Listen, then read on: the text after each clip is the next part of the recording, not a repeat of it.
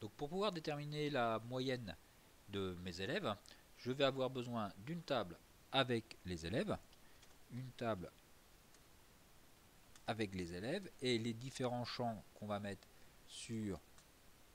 dans cette table, ça va être les champs que j'ai mis dans le fichier .ds avec les différents champs. Alors j'ai mis quoi comme champ? Donc j'ai mis l'identifiant de l'élève, ça va être la clé primaire, donc c'est bien un numéro unique par élève. Son prénom, ça va être du texte, le sexe, ça va être du texte, l'âge, ça va être du numérique, l'identifiant de la classe, numérique, anglais, français, histoire et maths, ça c'est leur note, donc ça va être un décimal avec deux points, avec donc deux chiffres après la virgule. Donc on va donc mettre comme champ donc les différents champs. Donc on va mettre l'identifiant. Ça va être la clé primaire. Donc très important de définir la clé primaire. La clé primaire. Le prénom, ça va être du texte. Le sexe, du texte. L'âge, un entier. L'identifiant de la classe, ça va être un entier.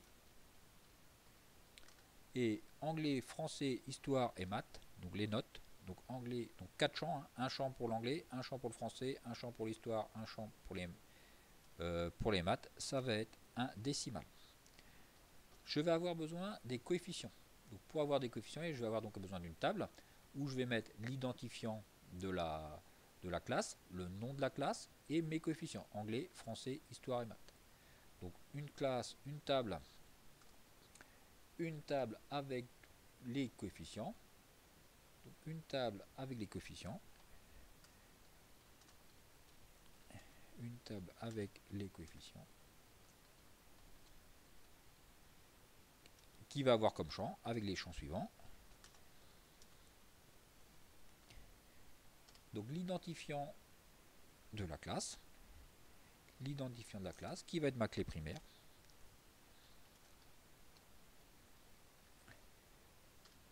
Le nom de la classe qui va être du texte et les coefficients. Donc un champ pour le coefficient d'anglais, un champ pour le coefficient d'anglais, français, histoire et maths. Donc, et les champs, ça va être des entiers. Donc les coefficients, donc 4 champs pour les coefficients. Coefficients, donc 4 champs. Mais reliés, donc 4 champs et ça va être des entiers. Comment vont être reliés mes tables? Donc ça va être l'identifiant de la classe qui va être relié avec l'identifiant de la classe ici. Donc les deux tables sont reliées. Les deux tables sont reliées par identifiant de la classe. Donc par ID classe. Donc ça va me faire quelque chose qui doit ressembler à ça. Donc j'ai donc ma table, j'ai mes deux tables, la table des élèves ce que je vous avais préparé, vous n'avez plus qu'à la copier-coller, et la classe, la table des coefficients avec les différents champs que je vous ai donnés.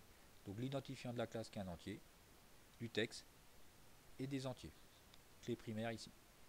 Clé primaire. Et donc ma table des coefficients, on va avoir quelque chose qui va être comme ça. Et mes deux tables sont reliées par l'identifiant de la classe qui va être relié avec l'identifiant de la classe.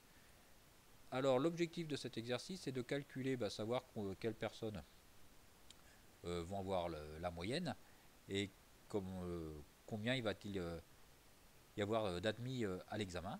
Donc pour faire ça, donc on va faire une requête et la requête principale, ça va être je vais calculer leur moyenne. Pour calculer leur moyenne, il va falloir que je calcule le coefficient d'anglais multiplié par la note d'anglais, plus le coefficient de français multiplié par la note de français, plus la note d'histoire multipliée par la note d'histoire, plus la note de maths multipliée par le coefficient de maths, divisé par le coefficient d'anglais, plus français, plus histoire, plus maths.